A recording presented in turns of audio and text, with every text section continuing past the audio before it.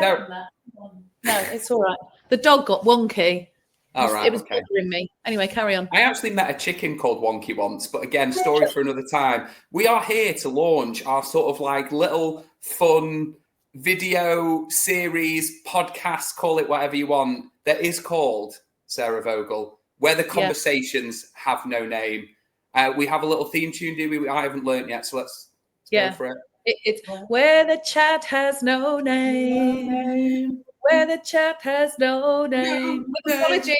With apologies to Bono and the team at U2 there. Anyway. Yeah, absolutely. Yeah, at the end of that, people are probably close to the edge. Oh, dad joke to kick us off. Anyway, so I'll bring the ukulele next time. But the whole point of us getting together and having these natters, these rants, these chin wags, these sort of insightful, sometimes silly, sometimes serious conversations is that we kind of want to make a space for us and other people to think about and kind of make sense of life, careers and leaderships.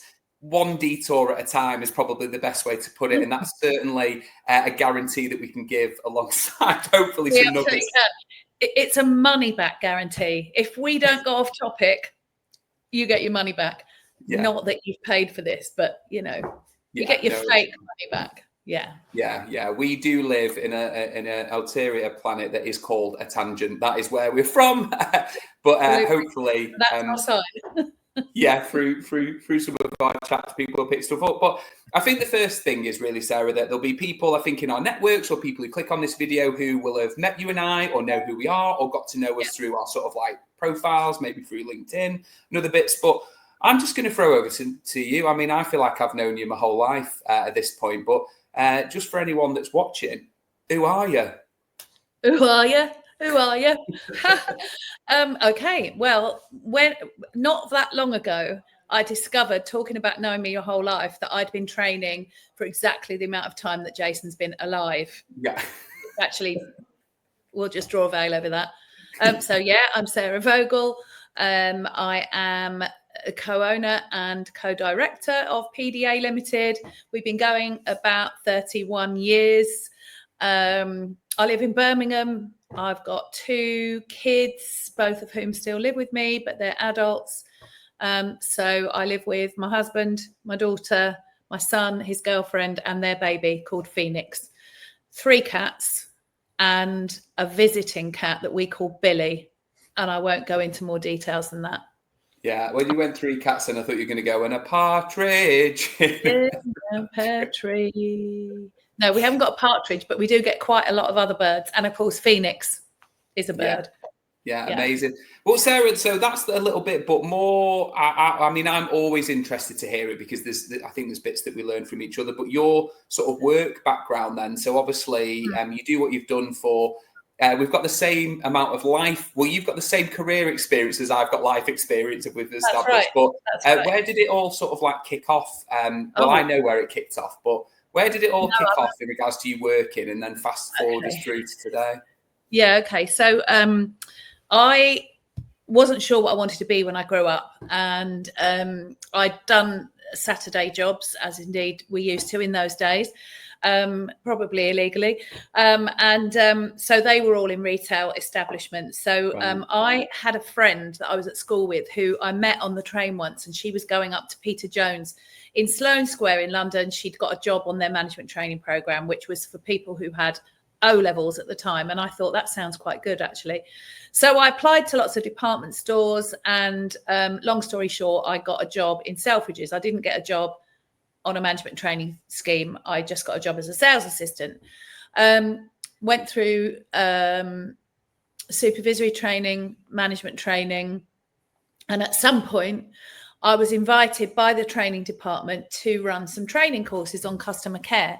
And they'd looked for people that were obviously exceptionally gobby and liked the sound of their own voice, picked me out for some reason. And so I was running these customer care sessions that were kind of like 2 hours. I think they thought it was a good idea to have managers running them. And shortly after that, they asked me if I was interested in doing a secondment into the training department, because at the time I was the assistant buyer of the lighting department of all places, selling chandeliers and batteries and lampshades. Fast forward, you now shed light on issues and how we can sort of improve. Amazing. Absolutely. But I will say that the most famous person that I served in the lighting department was Kenneth Williams of Carry On film fame. He bought 2 black lampshades. Anyway, Is that on Netflix or what? 2 black lampshades. Carry On Lighting. It was. In fact, it sounds like a drama. There could not be a more appropriate title for the whole experience of working in that department. So I worked in training for 3.5-ish years, I think. And then again, long story short, I decided I did an A-level in psychology at a local college to me. And one of my bosses said, why don't you go to university? Because I hadn't at that point. I went to uni in Birmingham, where I still live, to study psychology. And while I did that, I set up as a freelance trainer, got a few jobs with people that I had been working with. So I worked for Burton Group, worked for Tesco's, a couple of other organisations, Lloyds Bank. And by the time I graduated in 95, I'd already got enough clients that I couldn't see myself going back to being employed. So I stayed in Birmingham, got married, had a child, bought a house, set up PDA with David. And that was 31 years ago. And I know it's unbelievable, isn't it? That was 31 years ago when I blatantly look like I'm only 20. But there you go. Yeah, no one heard our off recording chat about like filters or anything like that. Like you wouldn't believe how heavy the filter is on mine. No, it's literally smeared Vaseline right across the whole thing, blur it out. But I will say, when I first started out freelance, I just said yes to everything and worried about it. And then I woke up one day thinking, actually, I do know what I'm talking about now. I don't have to worry too much. But it did take a while. And the book, The Yes Man, and the subsequent film, The Yes Man, was very similar to my early freelance career. Somebody said, can you run a course on, and they didn't even finish a sentence. And I was going, yep, absolutely. And then quickly, the best example of that actually was we were asked to do mediations. This is some way into our 31 years. And we said yes, and then promptly bought a book on mediation and quickly read it. Well, what we realized was that we had the skills to mediate. We just didn't know the process. So the book was teaching us the process. So it wasn't that we were sitting in the room kind of surreptitiously trying to look at the next page as we ran the mediation. But yeah. So yeah, that's a bit of history.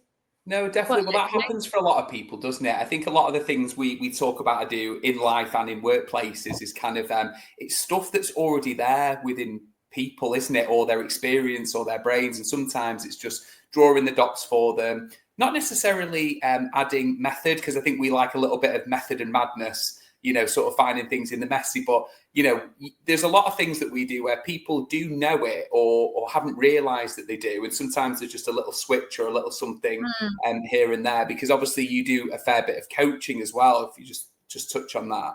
Yeah. 26 years ago, and I know it was because I was pregnant with my daughter at the time, I did my first coaching training course.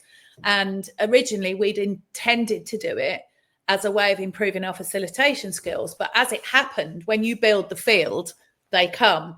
So as soon as I started training as a coach, coaching clients just came. They popped up.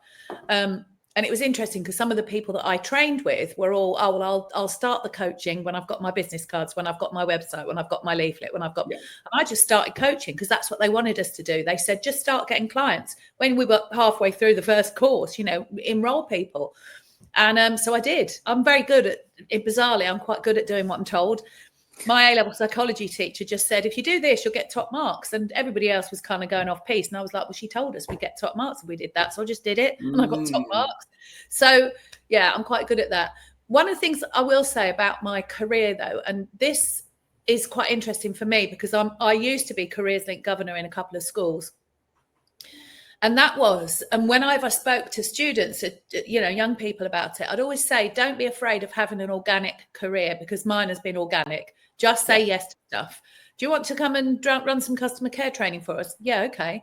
Do you want a secondment in the training department? Yeah, why not? You know, do you want to go to university? Yeah, okay. You know, all of those kinds of things. Would you like to be a trainer at the university? Yeah. Would you do it? You know, I think that my career has been a number of just saying yes to things that people ask me if I can do. And but this idea of not knowing what I wanted to be when I grew up, I think has served me quite well, really, because I think if you grow up thinking I want to be a teacher, then you follow a certain path. And in fact, I know from my daughter's dad that he had, gone straight from school to university to teacher training back into school again. Yeah. And that's quite a sort of, quite a linear path, really, isn't it? Whereas I think I've been everywhere. I've been to all kinds of organisations. I was in a children's hospice today coaching the matron. And I mean, what an amazing thing. I would never have gotten into that kind of environment. So coaching has enabled me to do that, but so's training. So, I'd much rather have had this weird and wonderful, wacky, diverting career path than something that just climbed the ladder just like this. And I have friends who are around my age who were super, super wealthy and retired ages ago. And of course, I'm not jealous of that at all. No, I am a little bit. But I mean, people have been more strategic about their careers and have moved and things like that. But I can't say they will have enjoyed themselves more than I have.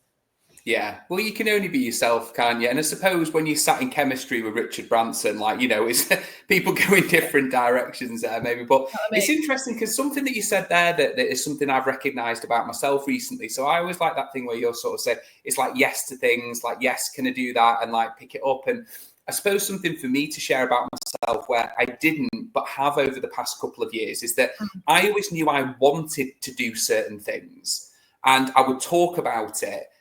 But would maybe sometimes never then do the things that would make it happen. I mean, one of the most important things is to say yes. So you unlock that there. But one of the things I've certainly found from like my early career and even certain other things in my life to maybe over the past 5 years is actually I've just done the things. I've dug the hole as I talk about, like if you need to dig a hole, talking about digging the hole, telling everyone you're going to dig a hole, buying the things to dig the hole, isn't actually digging the hole. And I think for me, first step is yes.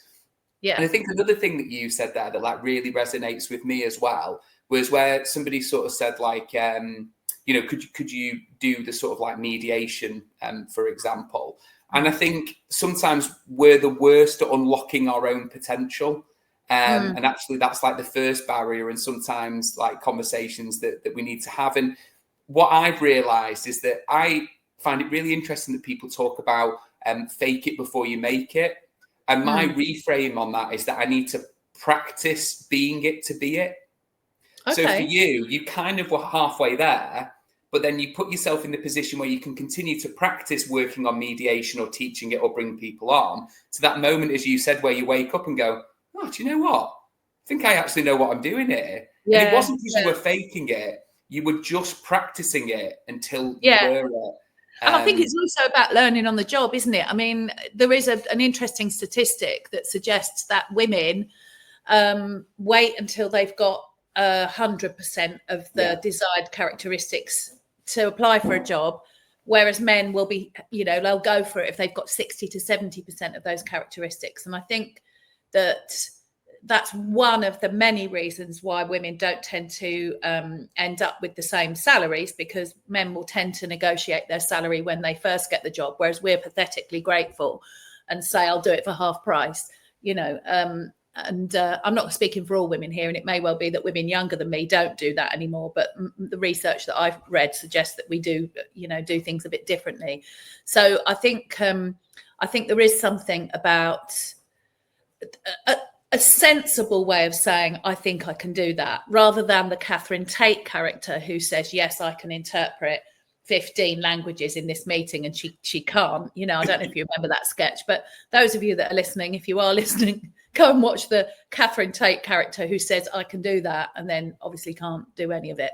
I think there is an element of, look, not, oh, how hard can it be? But this idea that, for example, with the mediation, understanding that mediation is helping people to listen to each other, but there is a very, very strict and well-tried process to it. And all David and I had to say was, look, we have the skills, we just have to trust the process. And by the way, anyone who might have used this for mediation, we did go after that and get qualified. So we are qualified now. But we did that retrospectively. But it's in the small print. They needed to come back to within 5 years. So we're clear now, Sarah. Don't worry. Yeah, thanks, phew. That thing you said though about buying the spade and talking about the hole, and that's exactly my experience that I mentioned about people that had learned to be coaches. All they did was talk about all the things they needed before they were going to be a coach. And yes, I suppose this idea of diving in and just seeing what it's like, it stops you from putting all those barriers up, because one thing somebody said to me once about training. So when I was quite early in my career, again, the same person that said to me, you should go to university, you'd really love it. She said to me, they don't know what you're going to tell them, and they don't know what they don't know what they don't know. So, whatever you're telling them is great. She probably was very mistranslated there, but the idea of thinking that you have to know everything is a very false friend. And actually, I had this conversation with this coaching client I was with today, because she was worried because it's been many years since she had direct clinical experience, but she's had loads and loads and loads of leadership experience. And what I was saying to her was that actually you're often a much better leader when you don't know everything there is to know about the thing, because actually when you know everything there is to know about the thing, you're more likely to just do it and do the jobs of the people below you, and not allow people freedom and autonomy to do stuff and do it their own way. So I'm quite interested in the concept of, does what we know, is our expertise a useful thing? Well, of course it is. But does it also sometimes get in the way of us doing things? Because we think, I've got to know everything there is to know about this before I apply for this job, before I say yes to this task, before I start being a coach, before I dig that hole. Whereas actually just get in there. Yeah, no, absolutely. It's interesting. Before I'll share a little bit about myself. How rude, won't I? I think I probably should do, but yeah, we can't help it, can we? The detours begin anyway. We are detour to the side, but it's really interesting that, because I've been having some conversations with leaders recently, and kind of where the conversation has wandered. These are people, again, who've got 20, 30 or even more plus experience in what they do. And I'm not an expert in that. But obviously, when you sit back, I always love that quote that the visitor will always see something that the local doesn't. And I think once we become really established and whatever, sometimes we could be averse to letting that in. So we block it out, and then we don't get new perspectives. And actually, sometimes our view, our methodology, or what we're doing can actually be a bit dated for, say, modern workforces or what we want to achieve.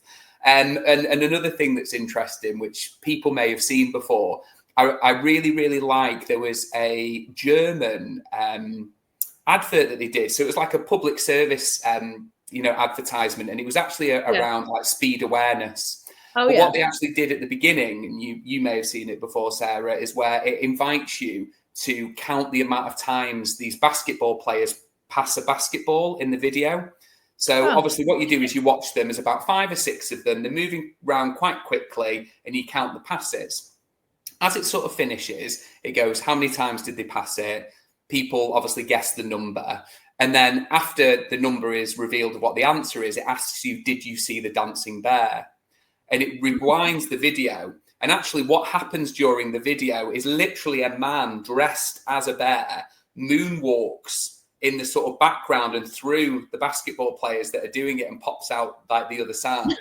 Now, anyone that I have ever shared that video with or seen it has always missed it. I have never had anyone that has noticed it as it's happened. And that's one of those things, again, isn't it, about where we can get a bit locked in and we don't see other things. I always say with any project or team coaching, is there a dancing bear? Is there something dancing around us here between our experience, our focus, our pressure, the brief that's there where we've sort of missed that? So I don't know if we can do it with things like this, but I'll leave a link to that video. So you'll obviously see it now. I've told people, but it might be really handy for you to use with your teams or other things. And the final bit that I wanted to mention on that, which is about, the real theme that we were on there, is just like having a go, which I think is a big part of, and saying yes is a big part of who we are and what we want to push with people. I was reading some stuff recently, and what it was about being in creation mode, or allowing yourself to be in creation mode.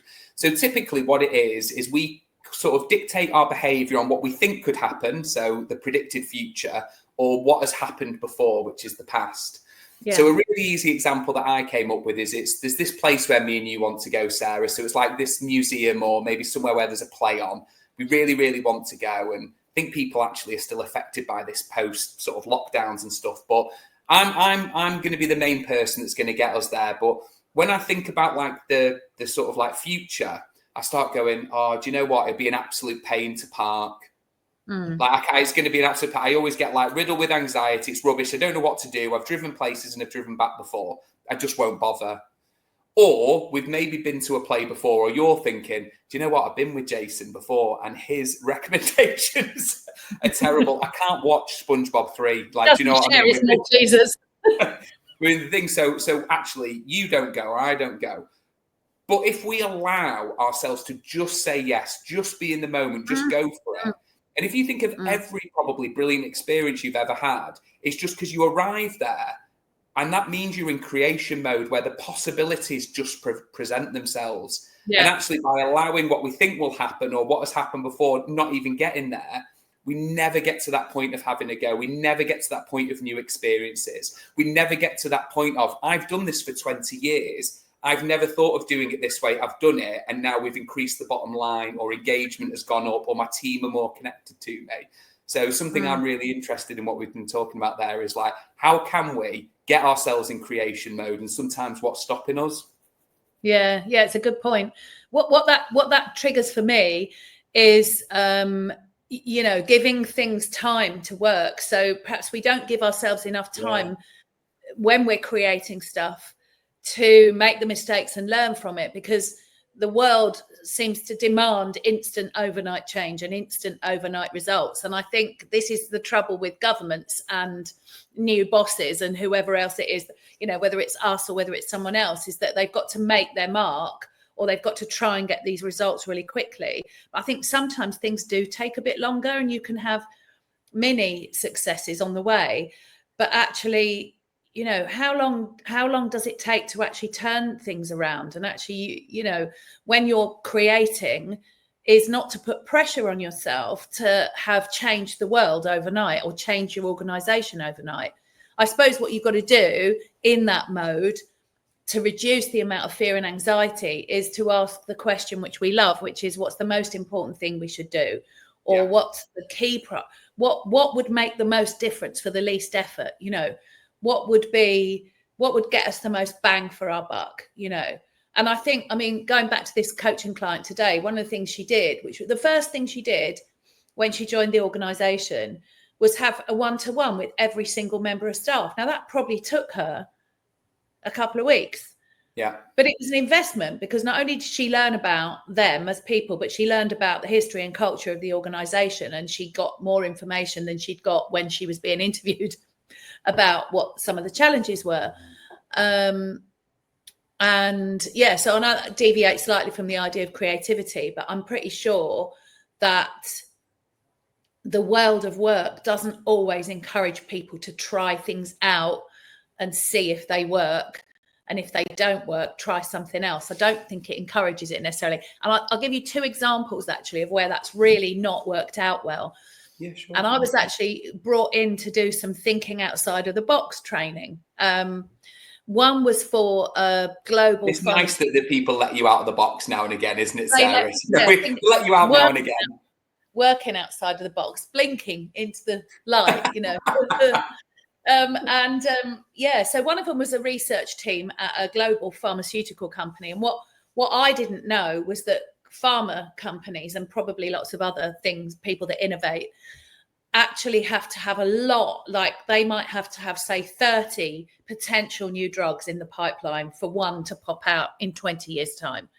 And I didn't realize how long it took, and I didn't realize how many ideas need to be generated. And what was happening was they were closing the door too quickly and go, yeah, okay, that'll do. Let's progress that one. And so what we were trying to help them do was to think, to do more creating, to do more generating. And the other group that I worked with were a group of, it was the frozen food buying team for a well-known supermarket, one of the top 4. And again, similarly, that they were needing to create new products in order to keep up with their competitors' levels of innovation. I think, I mean, that's 2 examples of hundreds of places that I've done work for. And it's interesting we don't do that more, really. We don't do it more in leadership development. I mean, we did it a little bit with an NHS project that we've done over the last couple of years. We did teach them some creative thinking things, because they were also responsible for working collaboratively and kind of thinking outside the box in terms of improving the patient journey. But that's ridiculous. 3 things in 30 years where people were encouraged to be creative. Yeah. It's not really that much, is it? And you don't hear about it that much outside of the creative industries. But actually, why aren't we thinking more like that in most other jobs? Why do we just... And do you know what? I think, to close in on that example, and it probably makes it sound a bit more boring, but to bring it round to some operational stuff, and especially me, I do quite a lot of work with more sort of like people manager people as well, as like a real focus for me is sometimes you've just got to let things get worse for them to get better, and it's about being brave. So we're speaking about being like creative. It's quite scary to put yourself out there. It's quite hard to dance like no one's watching when people are watching. If you know what I mean. Yeah. It's as an example. So, but what I would sort of say with that is a quite typical one about developing or growing your bench, growing your team or whatever. You as a people manager, you might be, really heavily measured on your own output or your team's output. And what you can do sometimes is start to get into perfectionism, and maybe you start to micromanage a little bit. So what you do is you think about, again, we go like future. So it's like, well, actually, I'm not going to give that to Sarah because I don't think that she's going to do it very well. On the sideline, I've never even given a chance to do it well yet. I just don't think that she's going to. So I'll do it myself. You don't get the opportunity to grow. I'm overworked and busy. What is it that I'm sort of dropping whilst I'm picking that up? Or you've got that history thing where when I did give it to Sarah, it didn't go right. And all I focus on is the fact that it didn't go right.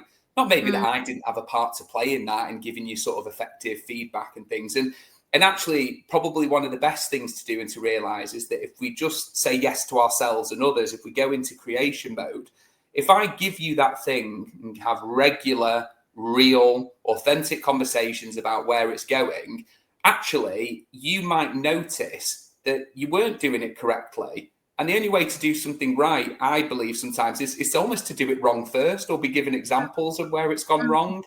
And I think going into creation mode, it's like, let me give this to this person and let me just, keep a bird's eye view on it.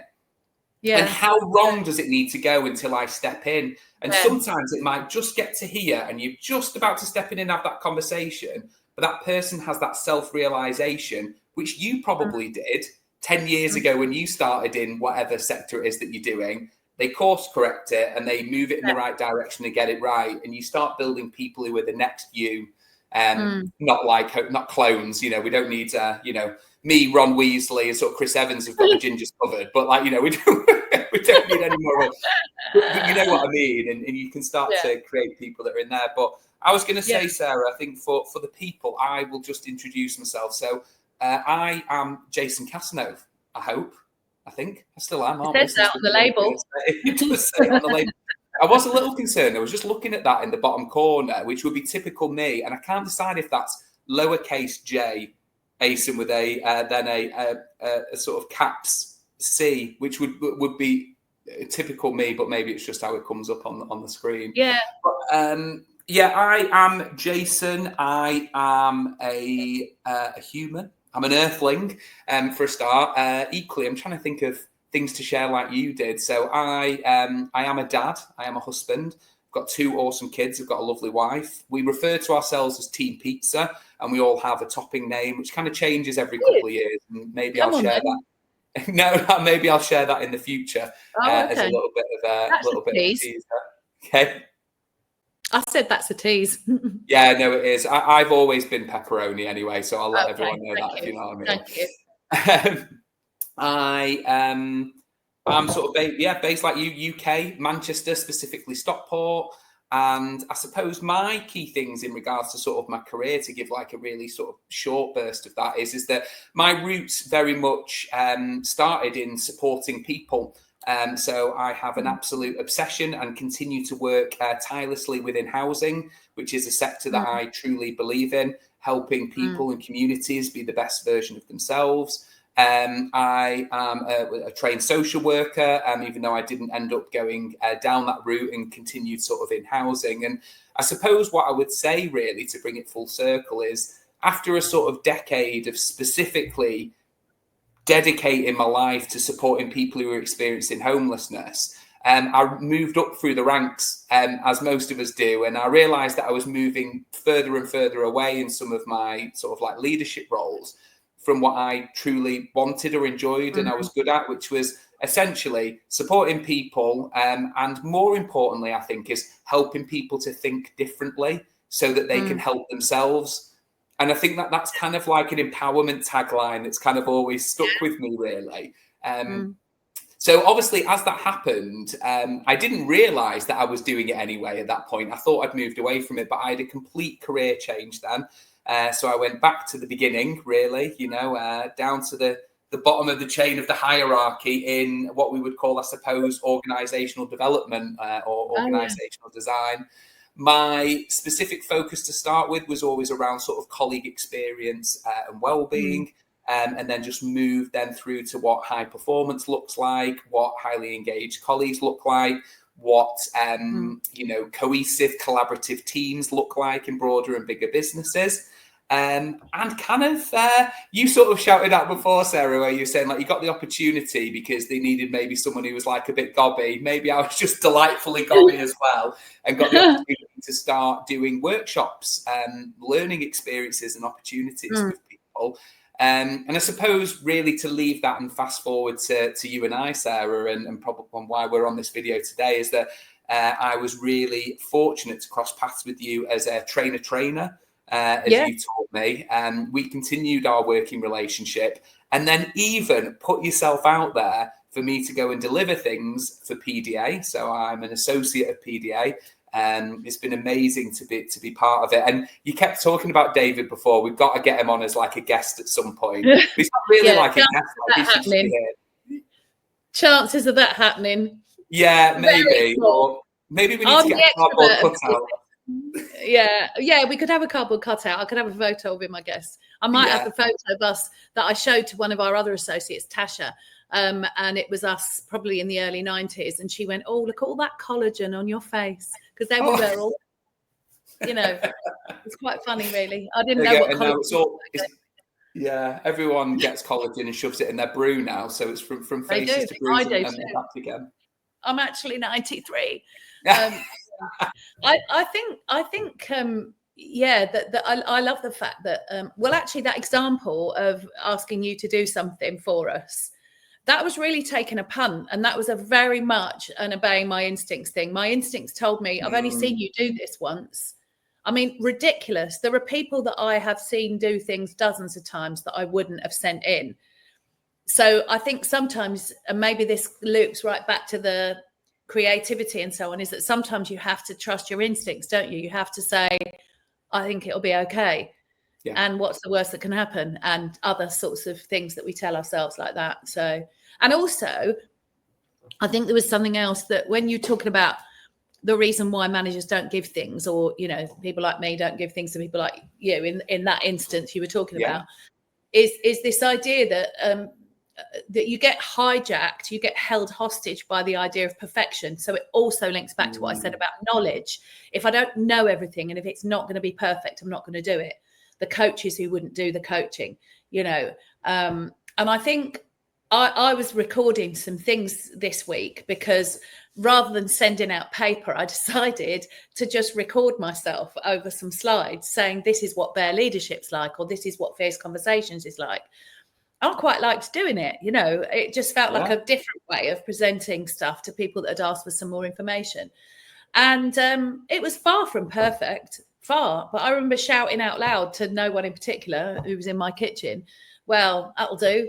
Perfection's the enemy of done. And I just wanted to get it done, right? I just wanted it out there and off to these people who'd asked for some information.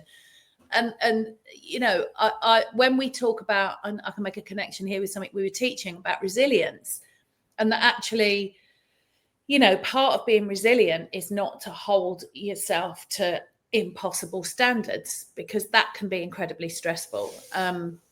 So yeah, all that business about diving in, not micromanaging things, letting people make a mistake, but seeing it as a great learning opportunity is all really valuable stuff for leaders. And I really do 100% understand that people are under a lot of pressure these days, you know, and that organizations are battling to survive.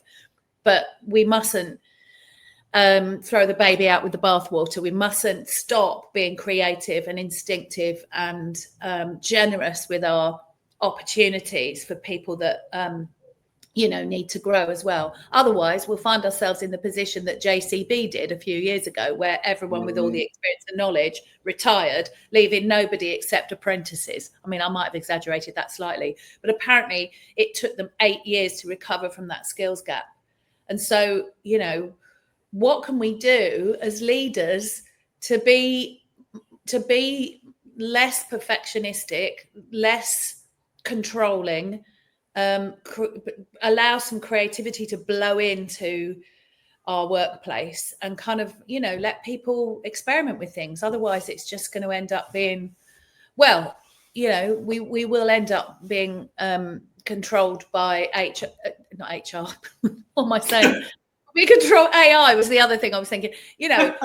Sarah, just to jut in there, like, you do work for yourself, like you are HR, so it sounds like there's an inner conflict going on.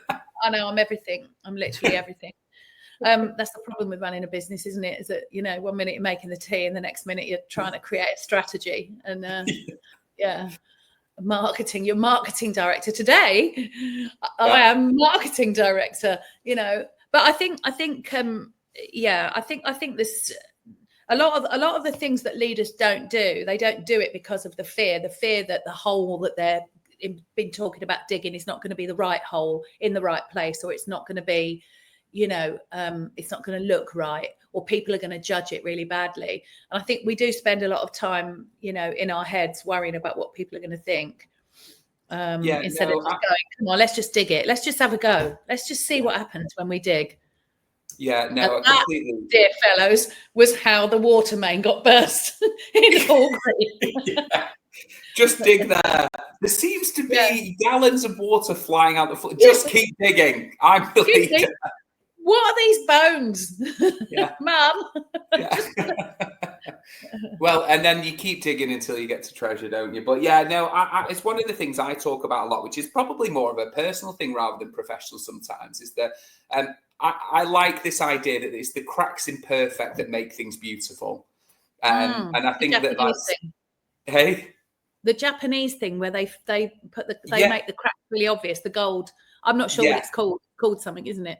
Yeah, absolutely. And think of just anything good that's happened. It's because someone had to go, and whether it was by accident or it went in a different direction or anything like that. But how healthy is it striving for perfection? But I think, Sarah, to like close out today, I did have a couple of questions for us. I think we have well and truly evidenced and given people that we've got no worries around a money back guarantee here for detours and chats. So hopefully, I know that there will have been some insights and some chicken nuggets there for people to sort of like take away. But I'm going to pick up on one question for this, because obviously it's about us helping people explore things themselves. It's about us thinking out loud and just, you know, trying to be valuable to people, which is something you talk about a lot, which I absolutely love, that part of your purpose and passion. But actually maybe being a bit vulnerable and sharing some things ourselves. So the question we're going to close out on is for each of us, but I'll come to you first. What is the thing that you are trying to get better at when you think about how you communicate or how you lead conversations? You know, what's the current thing you're working on at the moment? Oh, gosh. Or would like to work on?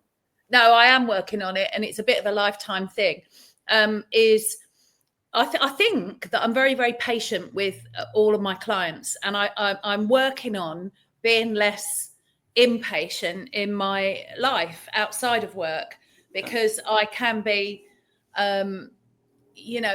almost the opposite of what I teach.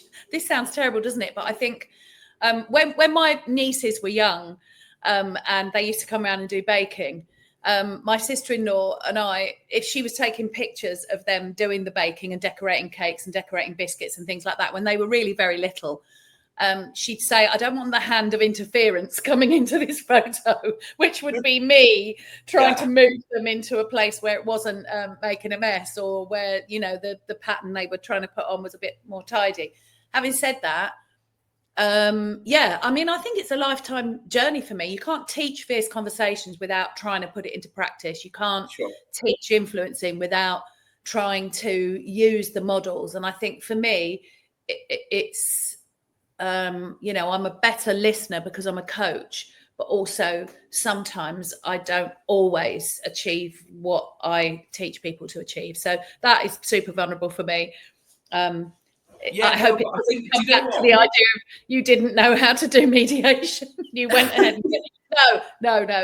But it's kind of like walking the talk a bit more, really, I suppose.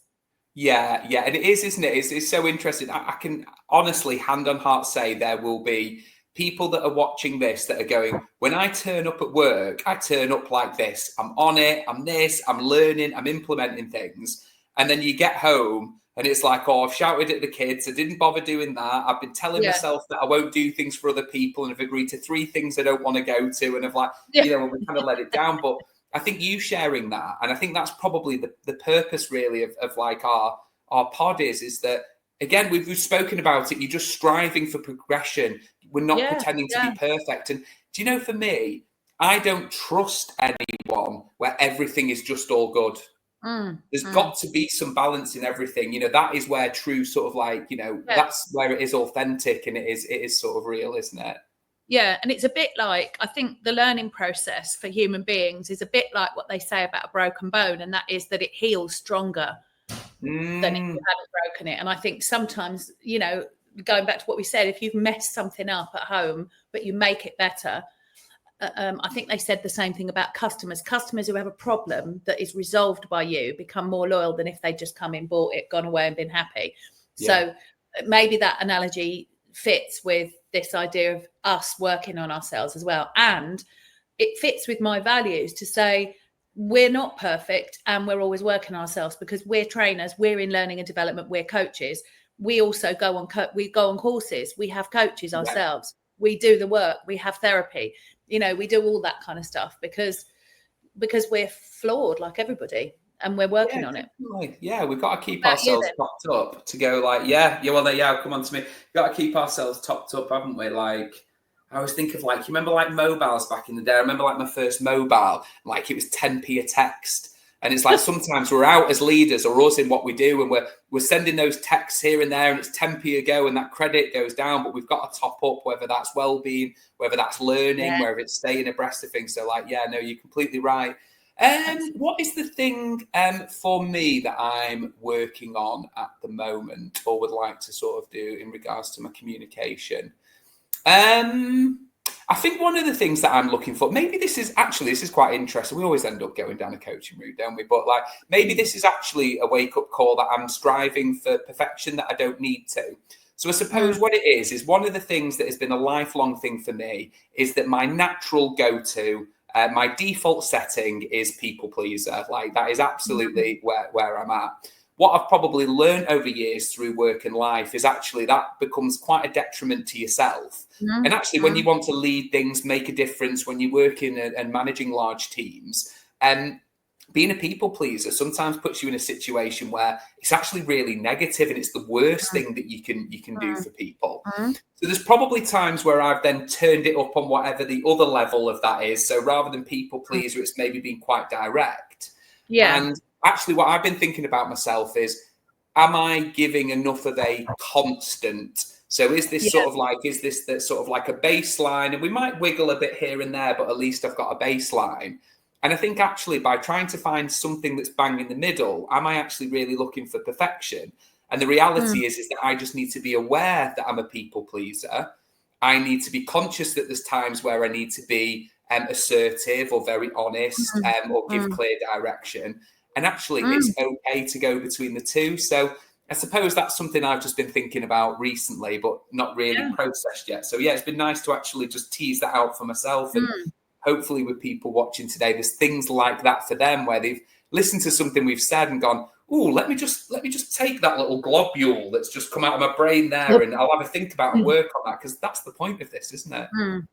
Yeah, and I what you said is, I think, is one of the underpinning beliefs for me and for in PDA, for example, and that is that it's all about balance. Is that it isn't an either or thing. It's not either direct or people pleasing, or as we call it, connection and relationship. But actually. It's so an example would be if you came to me and said, I need to be a bit less direct. I would never say, yeah, be a bit less direct. I'd say, no, be more connect. Bring up the other one to match the level of directness. And I guess it's exactly the same. That if you are a natural people person, then in order to achieve balance, you've got to bring up the level of directness, the level of attention to your own agenda, your own boundaries, your own wants, needs, thoughts and feelings, so that actually people do get that balance. And I think you described it as consistency or level, whereas actually the word I would use is balance, just so that actually you do what you need to do when you need to do it, and it doesn't feel like it's got out of kilter. I love that. And you know what I always say, for me, hopefully, if there's any talent I have at all, is thinking simply in a complex world. And it's that thing is, like you say, I don't need to be this or that. Sometimes I need to be a bit more this, and sometimes I need to be a bit more that. It's not, we are, aren't we? We're hot, cold, happy, sad, tired, awake. Like, we think so in a binary way, don't we? And actually, I just need to be a bit more this. And actually focusing on what maybe I look like all the time, or it feels like to have a conversation with me. So I absolutely love that. I love that simplicity thing as well. It's such a talent, I think, to be able to boil things down to the essentials. And also the other thing I really like that you do quite a lot is that you've got these really great epithets, like you don't just talk about digging a hole. If you've got to dig a hole, you've got to dig a hole. And I mean, there's a number of them, and I can't bring all of them to mind, but I think they, it's like they're kind of like old-fashioned phrases that mean so much, and they mean a lot because they're still really relevant. Yeah, absolutely. Well, what's good for the goose is good for the gander, and hopefully that's what we've had. To keep it proper traditional old school quote there, you know what I mean? That's straight out of the air. Absolutely. Do as you would be done by. Kill them with kindness. That's what my mum used to say. I don't think it's a good idea to kill anyone with whatever method. No.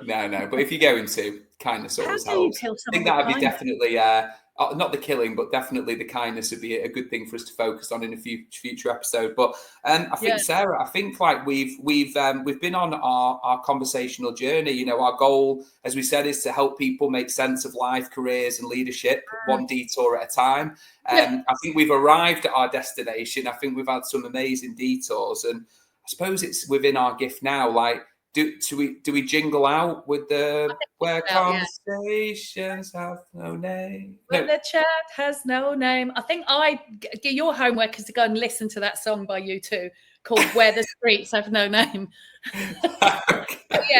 We'll get better at that, everyone. We'll get better. You'll be able to hear us singing that in perfect harmony in the next episode. Well, we are in here, even if it's not. We're singing on the inside, aren't we? So we are. And of course, perfection is the enemy of done. There you go.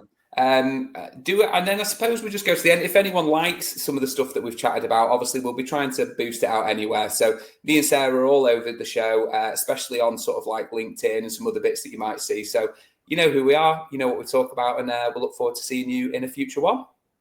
Yes, thank you very much. Thank you, Jason. I tied my thumbs up there with my straps.